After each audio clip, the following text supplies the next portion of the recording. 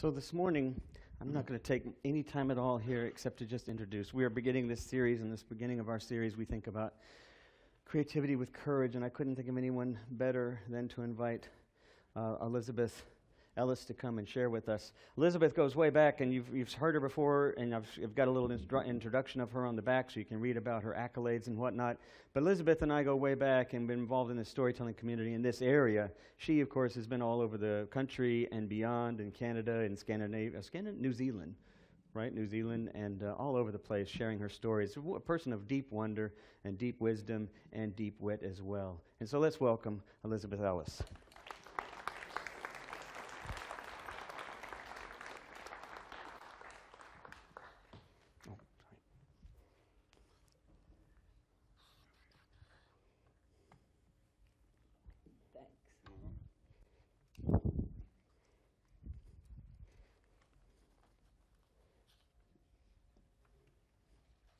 Well, how lovely to be back with you again.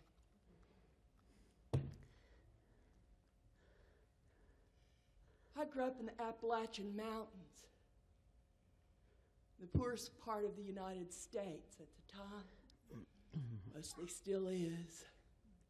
And every summer, my mother, widowed by World War II, took me and my brother to her parents' house in Kentucky, where she spent the whole summer making sure that her elderly parents and her children ate well all winter long.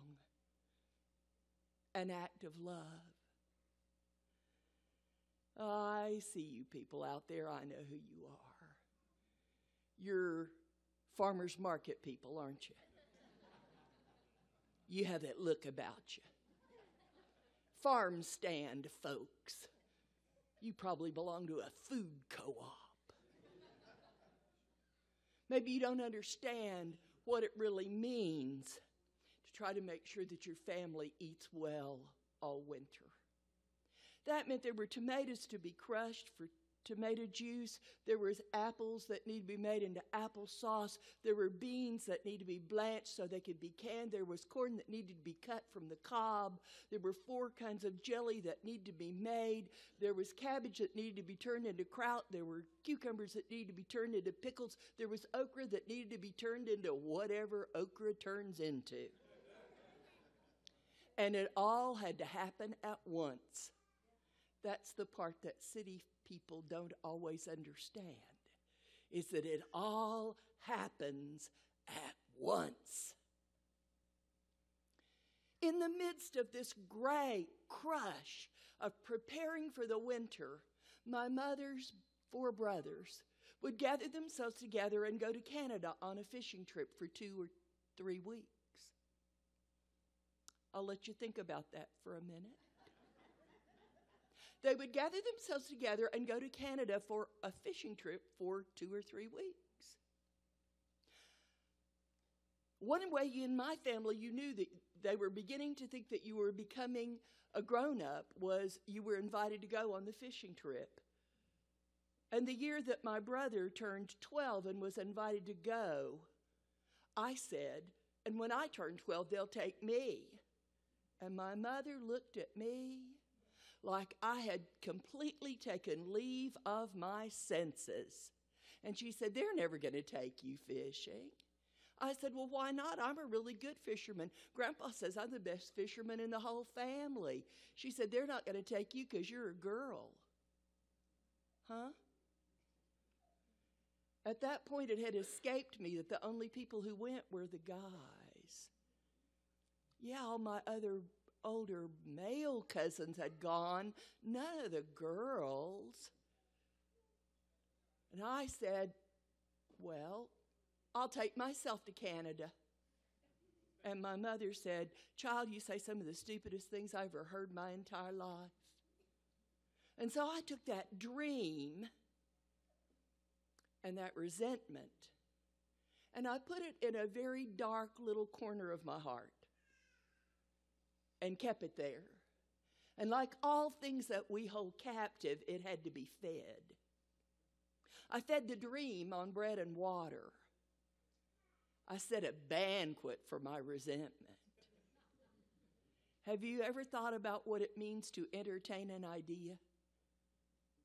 To entertain an idea. We set out feasts for ideas we wouldn't let in our house if they were people. We give them parties. We entertain them. It is not the thought that flits through our brain that does us damage. It's those harbored, habitual, hard-held thoughts that do the damage. I set a feast for my resentments. But there was always that dream in there, still alive, living on bread and water. One day I'm going to take myself to Canada. I'd grow up and come to Dallas, work for Dallas Public Library, and make what my mama called good money for a woman. But as time went by, I kept hearing that still small voice that kept saying, you need to be telling stories. You need to be spending all your time doing that. No, you don't have time to file catalog cards. Can you remember back far enough to remember catalog cards? You need to be spending all your time telling stories because the imagination is the doorway to the divine. How can you interface with a divine you can neither see nor feel nor taste nor touch without an active imagination? Quit your job. Quit your job. Go tell stories.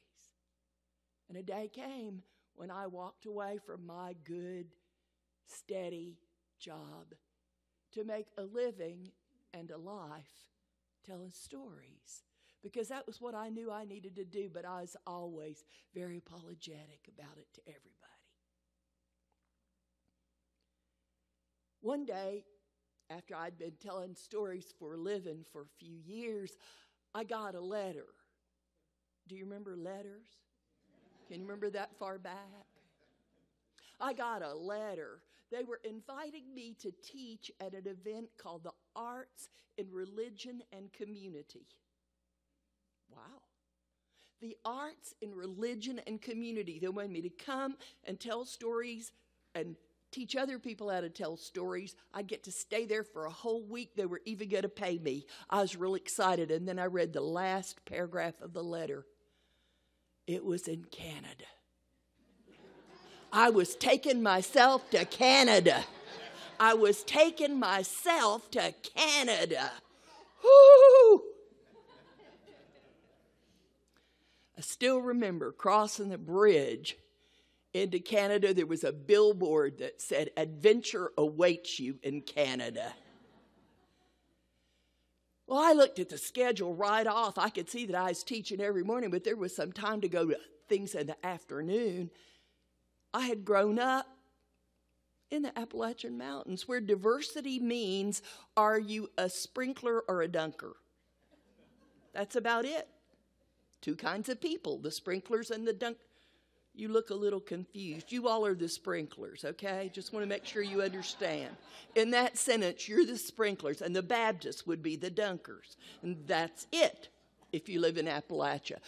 I was 20 years old the first time I met a Catholic. 22 the first time I met someone I knew was Jewish. Are you a sprinkler or a dunker? That was diversity as I grew up. They were advertising a class called An Introduction to Judaism for Non-Jews. I signed right up. I thought, I came to Canada, have an adventure. This is my adventure. I'm going to learn about Judaism. That would be really, really interesting and very valuable. And that class was amazing. And I'll tell you about that some other time. But they stood up at the first nighttime meeting where the entire group of people was gathered together, and they told what was going to happen that week. And they truly believed that if you were interested in what they were saying, you would write that part down and keep track of it yourself. There were no big pieces of paper, schedules, programs handed out. If you were interested in it, write it down. And every day on the blackboard, they wrote that day's schedule so that if you changed your mind or like me, lost your piece of paper, you could go back and see what was happening that day. And at this meeting, they made all these announcements, the kind of announcements that you would hear if you went to any kind of conference. And when they finished, or thought they were finished, a man said, "I don't see fire eating on the schedule." And the person in charge of the meeting said, "No, it's not being offered." Now, let me tell you about the dining room. There's some but the person who was asking questions refused to be silenced. "But what about fire eating?" "Well, as you can see, it's not on the schedule." "Yes, I know. But Margie Brown's here, and she knows how to teach fire eating. So when are we going to schedule a fire eating class?" "Well, it's not on the schedule, and the schedule's full. There's no place to put it. And besides, we couldn't get insurance for it anyway." Well, if the problem is insurance, we could all sign a waiver. When are we going to have fire eating? And this really unremarkable looking woman stood up and said, "Well, if there's an interest in fire eating, I'd be perfectly willing to teach it." I thought, that must be Margie Brown. "How about if we have it first thing in the morning before everybody gets up? We'll have fire eating in the old gymnasium at 6 o'clock every morning." And there was a little conferencing about the idea of being up and ready to do anything at 6 o'clock in the morning, let alone put fire in your mouth. But they did seem to finally manage to work all that out, and it was scheduled, to the dismay of the person in charge, for 6 o'clock in the morning every morning. I knew it was nothing I was interested in. I make my living with this mouth. I could not imagine, I could not envision a future where I would do anything to put it in jeopardy. Nothing at all. But when the meeting was over and everybody tired from the travel, people turned in pretty early that evening. I kept waking up in the middle of the night. Fire eating. Nah. Go back to sleep. Fire eating. I'd go back to sleep. Fire eating. Go back to sleep. I woke up when everything was completely dark outside. Even the street lights had been turned off outside. Sat bolt upright in bed, my eyes wide open, because the thought that was in my mind was, did you really think you brought yourself to Canada? Oh, did you really think you brought yourself to Canada? And so I was up at 5:30, trying to decide whether or not one should brush their teeth before they went to fire eating. For some reason, that seemed really important to me. And I can't remember what I decided, but at the time it was really important. And we went to fire eating class in the old gymnasium, and there's Margie Brown. She taught us a song. We only had to learn the words. We already knew the tune. It was the theme song to a movie. Every one of us had seen it, maybe several times, and we had heard that song on the radio over and over and over. So we knew the tune really, really well. But she taught us a song. She'd written words for it. I rise up each morning, my joy meets the dawn. I live an adventure until day is done. Grant me the courage, give me my desire, mold me and make me a chariot of fire. Let me be a flame to light the world, a lover, a friend. Let joy fill my heart, and I will be a chariot of fire, a chariot of fire. A chariot of fire.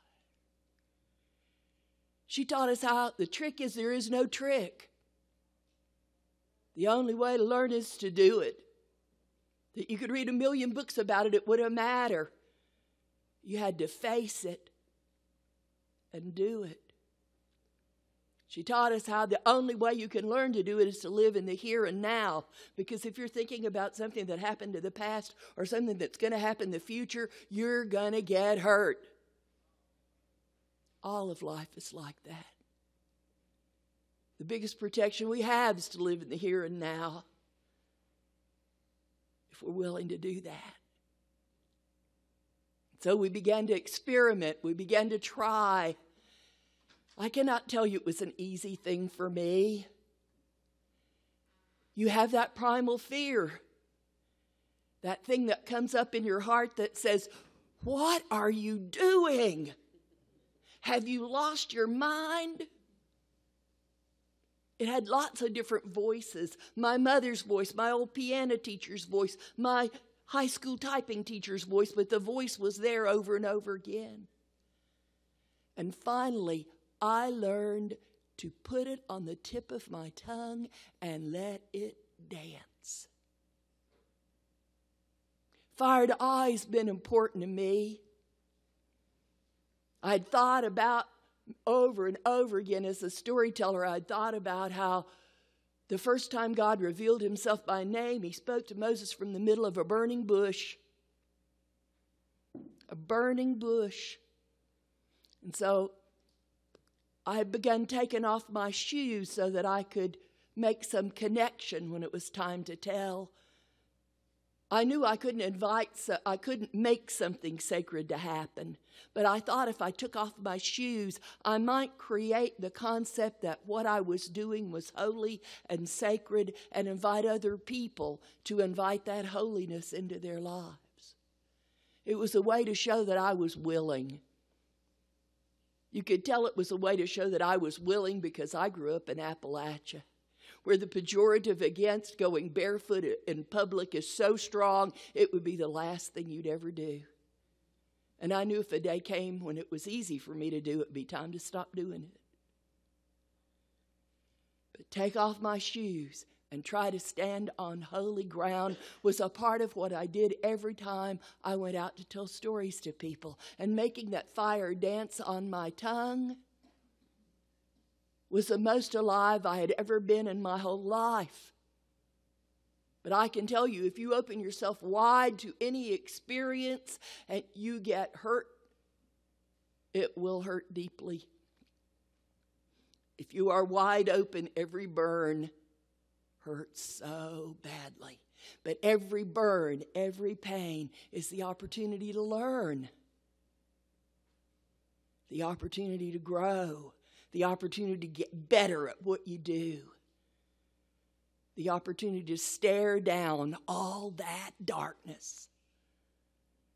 To stare down all that darkness. And so we went to fire eating every morning at 6 o'clock in the morning. People came singing.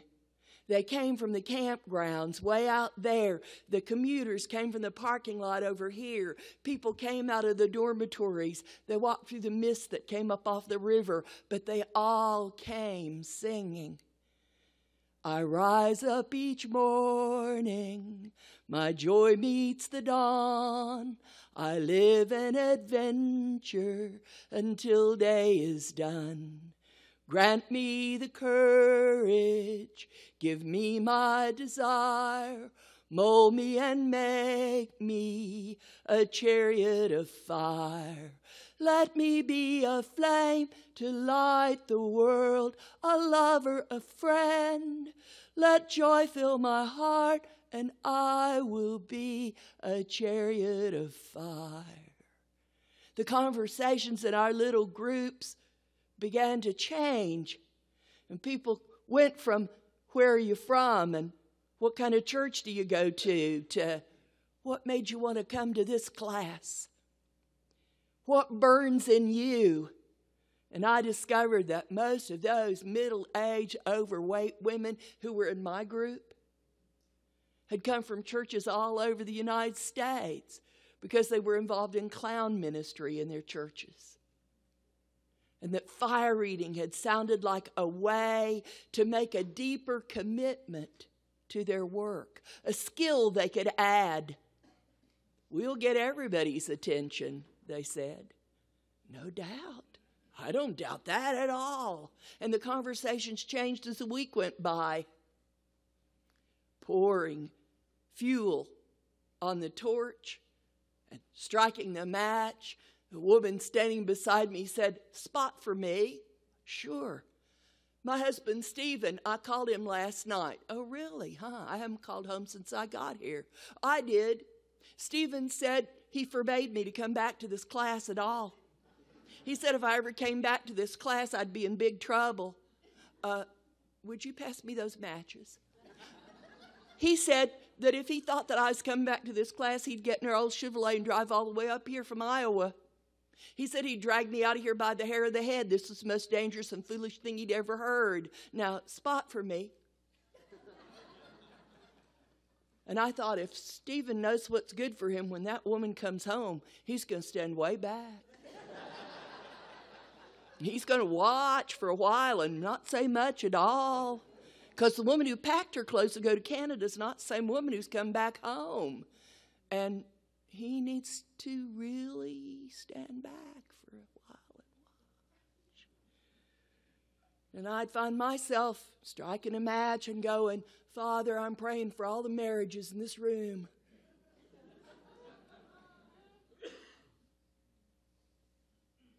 I understand why people spend a lot of money to learn to walk on hot coals.